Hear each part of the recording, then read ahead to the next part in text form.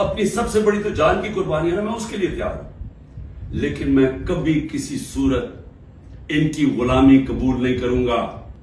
اس لیے میں آج سب کو کہنا چاہتا ہوں، مشکل وقت ہے، آزادی کے لیے قربانیاں دینی پڑتی ہیں، ہم سب، میں تیار ہوں قربانی کے لیے، میں اپنی سب سے بڑی تو جان کی قربانی ہے نا، میں اس کے لیے تیار ہوں، لیکن میں کبھی کسی صورت ان کی غلامی قبول نہیں کروں گا۔ اور میں چاہتا ہوں میری قوم، آپ بھی تیار ہو جائیں۔ 20-15 ہزار لوگوں کو جیل میں ڈالا ہے نا، ہم 23 کروڑ لوگ ہیں، کیا 15 ہزار کو سامنے رکھتے ہوئے 23 کروڑ لوگوں کو غلام بنا دینا انہوں نے؟ تو آپ نے کسی صورت یاد رکھیں، یہ اب 2 رائے ہیں۔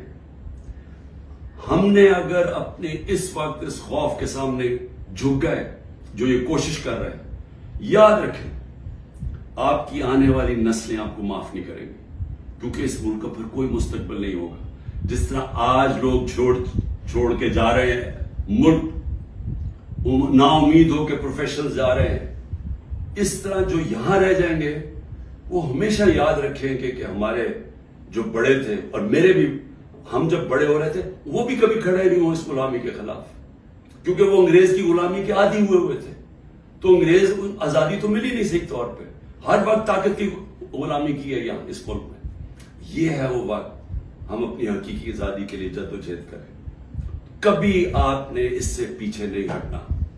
جو بھی سپورٹر، ورکر، جس کا پتہ چلتا ہے تحریک انصاف سے کچھ، اس کو جیل میں ڈال دیتے ہیں۔ لیکن صرف یہی نہیں کیا، ان میں سے کئیوں پہ تشدد کیا، اور تشدد ان لوگوں پہ کیا جتنے وہ تحریک انصاف کے ساتھ کھڑے ہیں اور وہ کہتے ہیں کہ ہم اس کو نہیں چھوڑیں گے، ان کے اوپر اور زیادہ ہر قسم کا ظلم بھی کیا جاتا ہے، تشدد بھی کیا جاتا ہے۔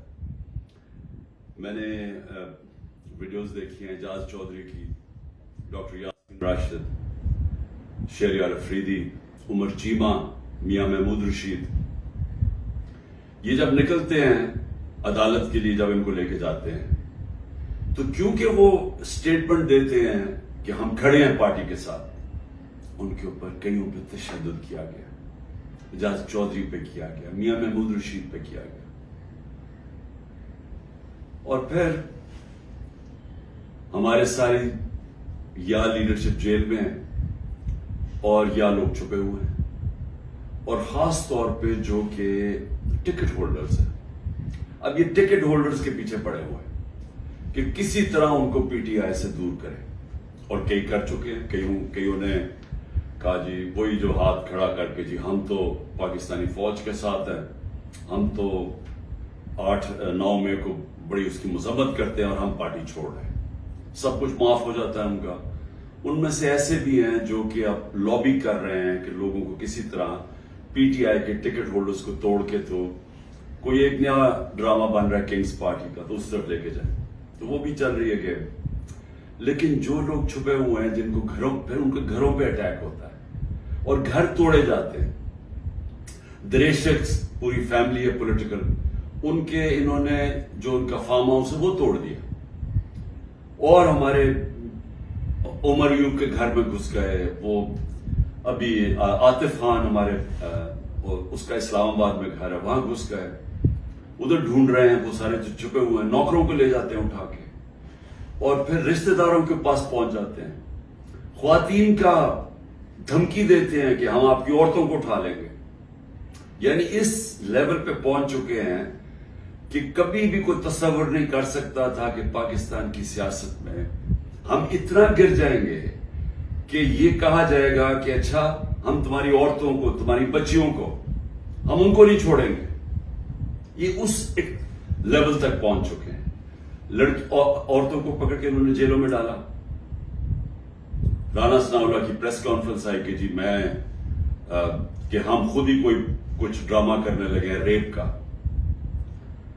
یہ ڈرے ہوئے ہیں عورتوں کو نکالتے ہوئے، ان کو پتہ ہے کہ کوئی عورت کسی قسم کے انتشار میں ملوث نہیں تھی، کسی جلانے میں جو ہوا آرسن، جو گھر جلائے گئے ہیں، جو 3-4، ان کو پتہ ہے کوئی عورت اس پہ نہیں تھی، بلکہ ان کو پتہ ہے کہ اکثریت سوائے تھوڑے سے زیادہ 100 ہوں گے، 150 لوگ ہوں گے، ان کو پتہ ہے باقی کوئی پرامن احتجاج کر رہے تھے. اور میں پھر سے بتا دوں, ایک جمہوریت میں آئین ہمیں حق دیتا ہے کہ ہم پرامن احتجاج کہیں بھی کر سکتے ہیں. اگر جس طرح مجھے کمانڈو ایکشن سے اٹھایا گیا فوج نے, تو اس کا ریئیکشن کدھر جانا تھا؟ جدھر ملٹری سمبلز ہیں اس کے باہر احتجاج ہونا تھا نا. انہوں نے اور کدھر جانا تھا؟ اگر پولیس اٹھاتی تو پولیس اسٹیشن جاتے.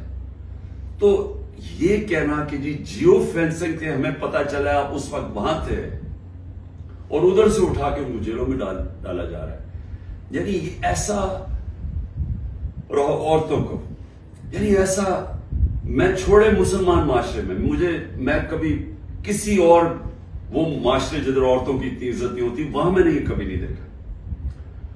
اور ایک خاتون وکیل, اس کو اٹھا لیا 2 دن پہلے صبح کے 3 بجے اس کے گھر جا کے اس کو اٹھا لیا کہ جیو فینسنگ میں آپ زمان پاک میں اس وقت وہاں تھی, پتا چلا کہ آپ اس ایریا میں تھے. یہ کون سا کچھ جرم ہے؟ دیکھیں ابھی بھی مجھے پتا ہے کہ میری سپیریئر جوڈیشری بہت پریشر میں ہے. مجھے پتا ہے کہ ججز کو بھی فون کالز آ رہی ہیں, نامعلوم فون کال کہ ہم یہ کر دیں گے, تمہاری یہ فائل ہے, ہم تمہیں یہ کر دیں گے, تمہاری بچوں کے پہنچ جاتے ہیں. یہ مجھے پتا ہے کہ اس وقت جوڈیشری کے اوپر وہ پریشر ہے جو کبھی پہلے نہیں تھا. اور مجھے یہ بھی پتا ہے کہ سارے ملک کے اداروں کو صرف استعمال کیا جا رہا ہے ایک کام سے, کہ کسی طرح تحریک انصاف کو ختم کیا جائے. ایف آئی اے کا سارے کام ختم ہے.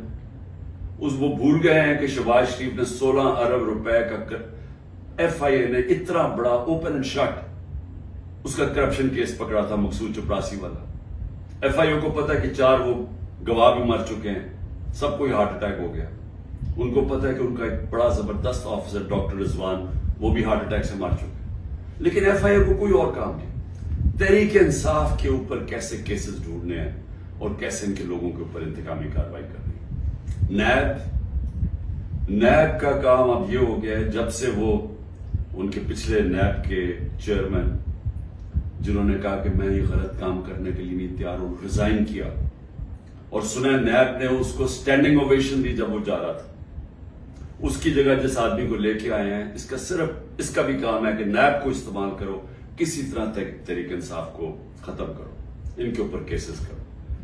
پولیس, یہ پہلی دفعہ ہوا ہے کہ میں نے اپنے جو ہمیں خبریں آئی ہیں جیلوں سے بھی, ہمارے جو لوگ جن کا واسطہ پڑا پولیس سے, یہ پہلی دفعہ میں نے سنا ہے کہ انہوں نے یہ کہا کہ اکثریت پولیس بالکل خوش نہیں ہے جو ان سے کروایا جا رہا ہے.